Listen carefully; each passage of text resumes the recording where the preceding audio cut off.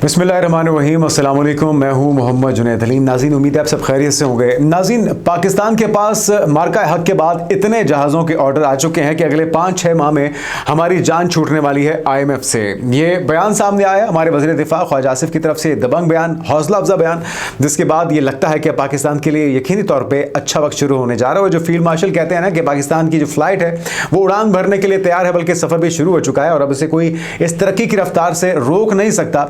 ये ख्वाब शर्मिंदा ताबीर होता दिखाई दे रहा है। साथ में अभी आपको पता है कि गुज़िश्ता रोज़ पाकिस्तान में पहुंचे हुए थे बांग्लादेश के एयर चीफ, उनकी हमारे एयर चीफ से मुलाकात हुई। उसके बाद फिर हमारे एयर चीफ गए हैं सऊदी अरब। उस दौरे का अहवाल और क्या उसमें पेशरफ्त होने वाली है ये भी आपके साथ शेयर करेंगे। और बांग्लादेश किन किन शोबों में ताउन चाहता है, पाकिस्तान से क्या कुछ हासिल करना चाहता है, बहुत ही खुशाइंद है। लेकिन ये सब कुछ डिपेंड कर रहा है अगली जो हुकूमत बांग्लादेश में बनने वाली है, तो उसका दारोमदार उसके ऊपर जुड़ा हुआ है, उससे टिका हुआ है। तो साथ में आपको बताएंगे कुछ अहम डेवलपमेंट्स भी हुई हैं पाकिस्तान और चाइना के दरमियान। बहरिया के अंदर नेवी के मैदान में कुछ अहम इश्तराक हो रहा है। तहकीकाती मिशंस एक साथ मिलकर पाए तकमील तक पहुंचाए जा रहे हैं। ये क्या खबर है ये भी आपको बताएंगे। फिर कुछ ताज़ा कार्रवाइयाँ यमन में की हैं, सऊदी अरब ने किसको निशाना बनाया गया और उसके बाद क्या डेवलपमेंट है।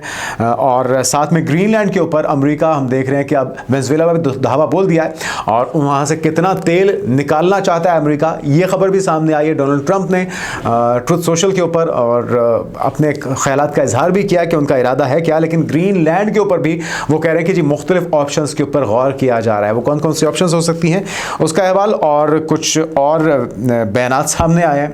भिगो भिगो के थप्पड़ रसीद किए हैं मोदी जी को कि किस तरह से उन्होंने मिन्नतें तरले किए नरेंद्र मोदी ने डोनाल्ड ट्रंप से मिलने के लिए, जिसके ऊपर बड़ी तिलमिलाहट है, बड़े आग बगोला हो रहे हैं भारतीय जो हैं कि भाई ये क्या तरीका है, कोई इस तरह से भी बेइज्जती करता है। वो कहते हैं ना कि गजब बेइज्जती हो गई है मोदी जी की। तो इस तरह की कुछ सूरत-ए-हाल बनी हुई है और साथ में कुछ सबूत सामने आए हैं कि मार्का हक से पहले, यानी कि ऑपरेशन सिंदूर जिसको वो कहते हैं, और पहलगाम का जो ड्रामा था उससे पहले एक लॉबिंग फर्म हायर की थी भारत में। उनके वज़ीर ख़ारजा ने राब्ता किया था ट्रंप की गवर्नमेंट से राब्ते बढ़ाने के लिए, राब्ते बहाल करने के लिए, क्योंकि सारा तो ये स्क्रिप्टेड था मामला, गेम प्लान था कि हम अपने अमेरिका के साथ ताल्लुकात को बेहतर करें। लॉबिंग के लिए फर्म के साथ राब्ते बहाल किए गए, लाखों डॉलर लगाए गए। लेकिन अब वो गेम प्लान तो उल्टा पड़ गया ना। मार्का हक में पाकिस्तान ने जिस तरह से मार पड़ाई है या मारा है भारत को, और किस तरह से वो गेम प्लान सारा उलट हुआ है, उसके बाद फिर यकीनी तौर पर वो सारा का सारा जो मेहनत थी वो भी पानी में मिल गई और उस पर पानी फिर गया और वो भी मिट्टी में मिल गई है।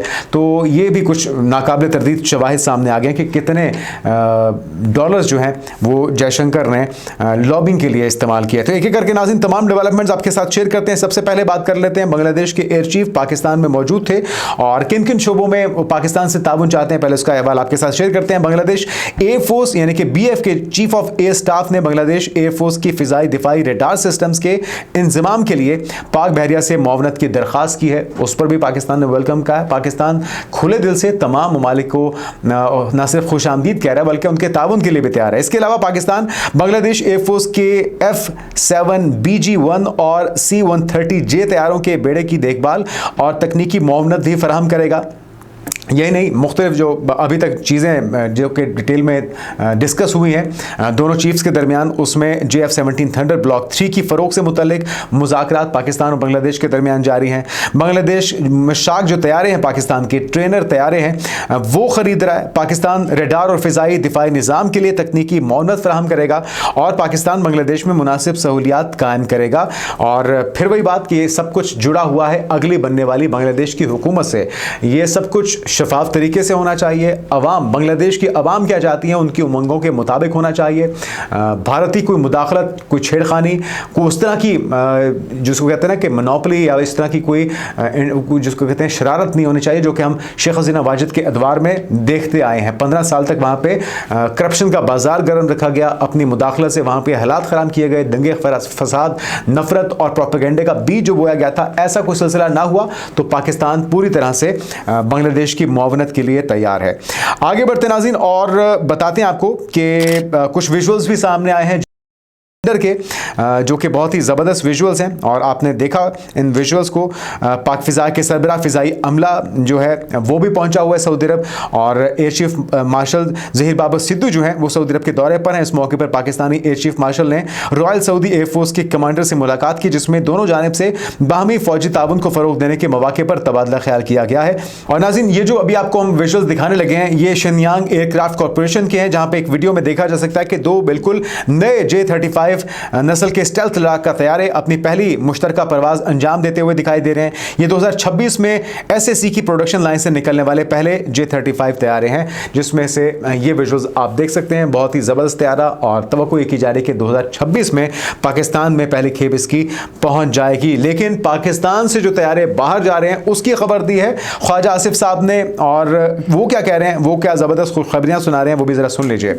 मार्का हक के बाद जहाज़ों के इतने ऑर्डर मिल रहे हैं, वो कहते हैं कि 6 माह में IMF को खुदा हाफिज कहने की पोजीशन में होंगे, पाकिस्तान होगा अल्हम्दुलिल्लाह, और हम उम्मीद करते हैं कि ऐसा ही हो। जबकि उन्होंने कहा है कि भारत के खिलाफ जंग में हमारे जहाज टेस्ट हो गए हैं, मार्का हक के बाद हमें इतने ऑर्डर्स मिल रहे हैं कि 6 माह के बाद IMF को हम खुदा हाफिज कह देंगे। साथ में उन्होंने मजीद कहा है कि पाक भारत जंग में पाकिस्तान का जवाब पूरी दुनिया ने देखा है, मोदी को फेंटी पड़ी है और नरेंद्र मोदी की ना मुल्क और ना ही बैरून मुल्क में कोई इज्जत रही है।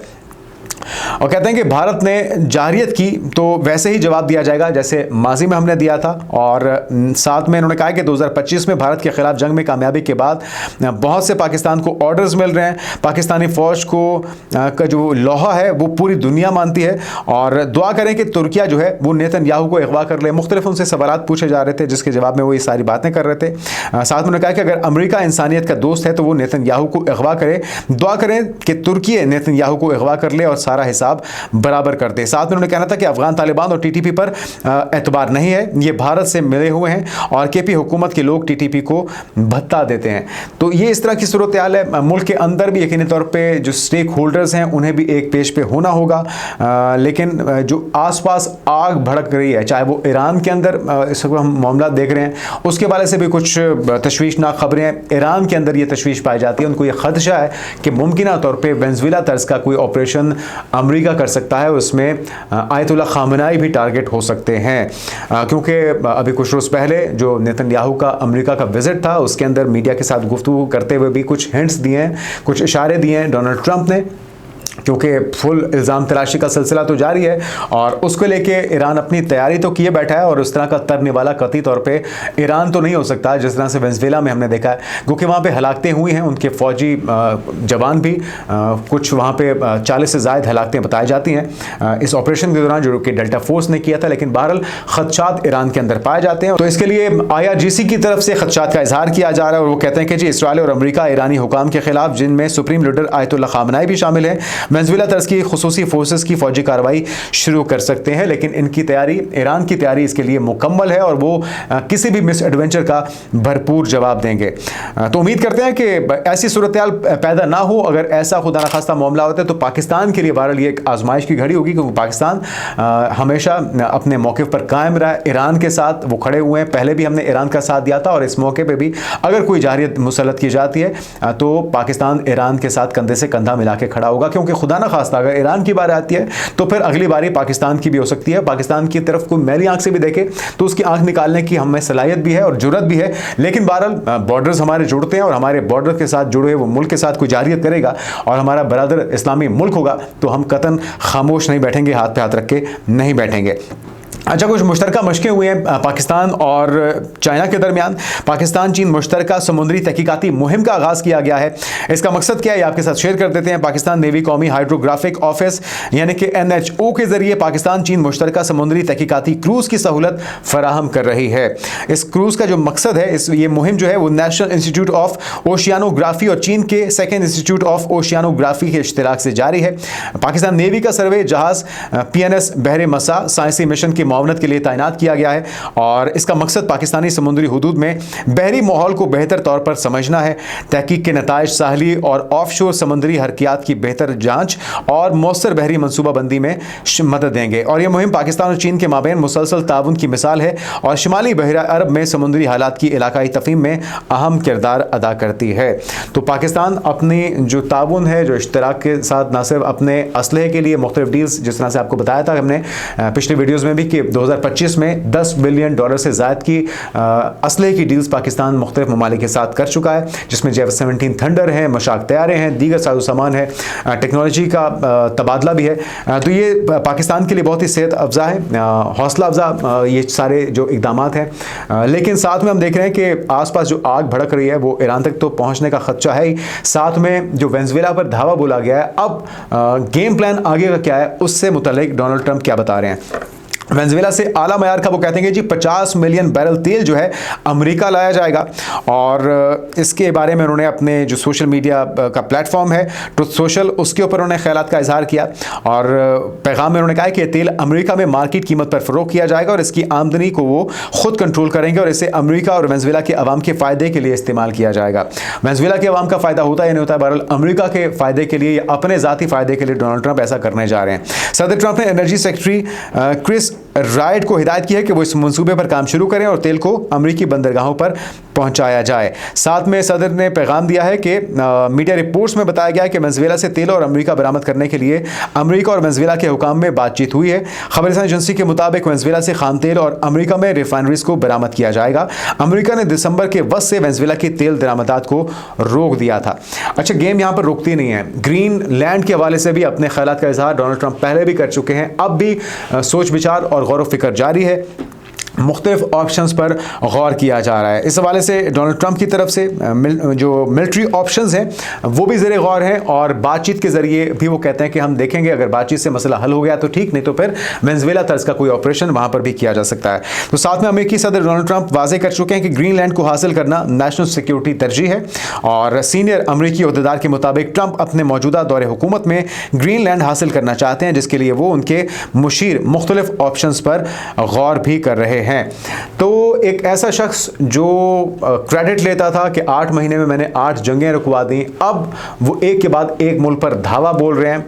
और जो भी ये मामला तो नाज़रीन बहुत पुराना है। आपको याद होगा कि इराक के अंदर भी इराक ने गलती की थी कि उसने जो सऊदीया की डील थी, सऊदीया के साथ बुनियादी तौर पर आपको याद होगा कि अमेरिका की डील हुई थी कि आप हमसे जो भी खरीदारी करेंगे वो डॉलर के एवज करेंगे, तो जिसकी वजह से डॉलर की धड़ाधड़ छपवाई शुरू की गई। पूरी दुनिया में डॉलर की मांग बढ़ गई और उसकी डिमांड बढ़ गई, उसकी वैल्यू में इजाफा हो गया। इराक ने सद्दाम हुसैन ने गलती की उसकी मुखालफत करने की, सद्दाम हुसैन को इबरत का निशान बनाया, इराक को खंडरात में तब्दील कर दिया गया। फिर वही गलती कह लीजिए या जुर्रत का मुजाहरा कह लीजिए मुअम्मर कज़ाफ़ी ने भी किया, अमेरिका के सामने डट जाने का।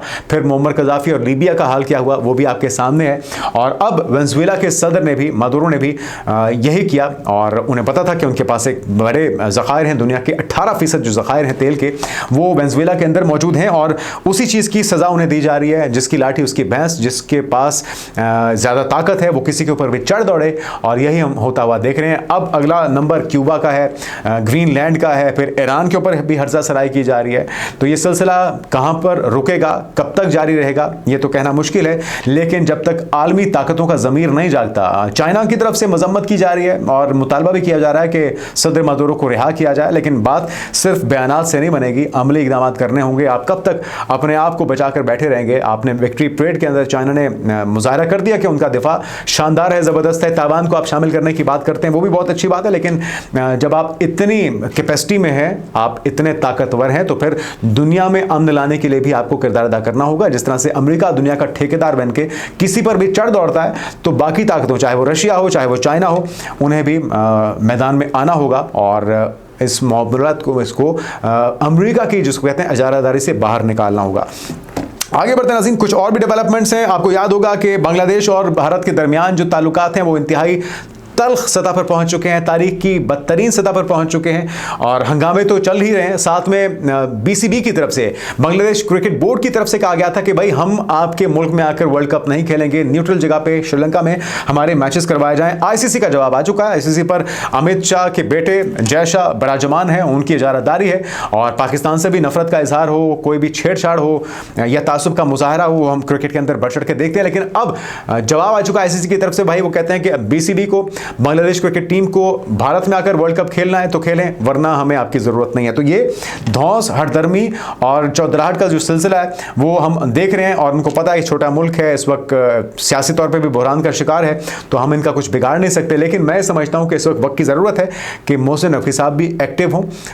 पाकिस्तान, बांग्लादेश और साथ में श्रीलंका की भी बारी आने वाली है। जो आज पाकिस्तान बांग्लादेश के साथ हो रहा है, अनकरीब श्रीलंका के साथ भी होगा। तो श्रीलंका को साथ मिलाते हुए एशिया के अंदर एक मजबूत कैंप के तौर पे भारत को सबक सिखाने के लिए बीसीसीआई को या फिर आईसीसी को भी इवन उनका किबला दुरुस्त करने के लिए प्रेशराइज करना चाहिए। जब तीन अहम मुल्क एक पेज पर होंगे और भारत का जो ख्वाब है कि वो एक सेकुलर या शाइनिंग इंडिया का इमेज उजागर करना चाहते हैं और नरेंद्र मोदी जी की सरपरस्ती में वो शाइनिंग इंडिया तो दूर की बात, अपनी जो साख थी वो मुकम्मल तौर पर खो चुके हैं और दुनिया भर से लानत मलामत का सिलसिला जारी है। तो ये इंतहाई अफसोसनाक रवैया आईसीसी का और जायज़ डिमांड है। यकीनी तौर पे उनकी लाइव थ्रेट्स हैं। मुस्तफिजुर रहमान को तो निकाल दिया गया है शाहरुख खान की टीम से क्योंकि वो आसान हरकत थे, लेकिन अंबानी की तरफ से अपनी टीम से जो शकीबुल हसन है उनको नहीं निकाला गया क्योंकि जिसके ऊपर जोर चलता है वो तनकीद का निशाना भी बनता है, उसके पुतले भी जलाए जाते हैं। तो शाहरुख खान के ऊपर तो तनकीद होती है ना, अडानी के ऊपर तनकीद होती है कि उनके बिजली घर से बांग्लादेश में बिजली क्यों जाती है। यहाँ से जयशंकर जाते हैं और जाकर खालिदा जिया की वफात के ऊपर ताज़ियत की जाती है। हसीना वाजिद को खुद नरेंद्र मोदी पनाह देता है। इन सारी चीज़ों में इनको तकलीफ नहीं है, लेकिन तकलीफ होती है तो शाहरुख खान के उसने मुस्तफिजुर रहमान को अपनी टीम में क्यों शामिल किया और अब तो निकाल भी दिया है। खैर उसके जवाब में बांग्लादेश ने भारत जाने से मना किया था। सिक्योरिटी थ्रेट्स भी हैं, उनकी जानों को खतरा लाक है और ये मुमकिन नहीं है कि इन हालात में भारत में बांग्लादेश के खिलाड़ी महफूज तरीके से खेल सकें और उनको सही सिक्योरिटी फराहम की जाए क्योंकि अंधभक्त जो है वो बेलगाम हो चुके हैं, वो अकलियतों की जान के प्यासे हो चुके हैं। वहाँ पे उनकी ज़िंदगी जो है महसूर करके वहाँ पे रख दिया उनको, चाहे वो कश्मीरी हो, चाहे वो सिख हो, चाहे वो मुस्लिम हो या दलित हो, सभी के लिए मसाइल हैं। तो इस शर्मनाक जो रद्दअमल आया है आईसीसी का, जय शाह का, इसके ऊपर भी नज़रसानी की ज़रूरत है और तमाम ममालिक को इस पर आवाज़ उठानी चाहिए। अच्छा जी नाज़रीन, अब आगे बढ़ते हैं और जयशंकर ने ट्रंप के करीब होने के लिए, मामला संभालने के लिए अमरीकी लॉबिंग फर्म्स के साथ राब्ते किए, लाखों डॉलर खर्च कर दिए। अब इसके काबिल तरदीद जो सबूत हैं वो डॉक्यूमेंट्स वो सामने आ चुके हैं, पूरी दुनिया देख रही है। मजाक उड़ रहा है कि इतने पैसे भी लग गए, इतनी कोशिश भी कर ली, वक्त भी आपने लगा दिया। फिर वो जो डेलीगेशन था जिसने 30 से ज़्यादा ममालिक में जाना था, जिसके ऊपर हम देख रहे थे कि कांग्रेस के रहनुमा भी थे, वो सारी की सारी एफर्ट्स ज़ाया गई। अब उनका कोई असर निकलता, कोई फ़ायदा होता तो वो तो दूर की बात, अब भिगो भिगो के थप्पड़ रसीद किए जा रहे हैं। मोदी जी को एक के बाद एक शर्मिंदगी का सामना, मोदी जी रास्ता बदल लेते हैं जहाँ पर ट्रंप ने आना हो। ये डॉक्यूमेंट्स आप देख रहे हैं, लेकिन फिर भी आपने देखा है कि ये मुआहिदा जो है 24 अप्रैल को दस्तखत हुआ था, जो पहलगाम वाक़े के 2 दिन बाद था। पहलगाम के फ़ौरन बाद इन्होंने ये एफर्ट शुरू कर दी थी, लेकिन उसके बाद इनको पता नहीं था कि मार्का हक हो जाएगा। ऑपरेशन सिंदूर, ऑपरेशन विधवा में, ऑपरेशन सिंदूर जो है वो ऑपरेशन विधवा में तब्दील हो जाएगा।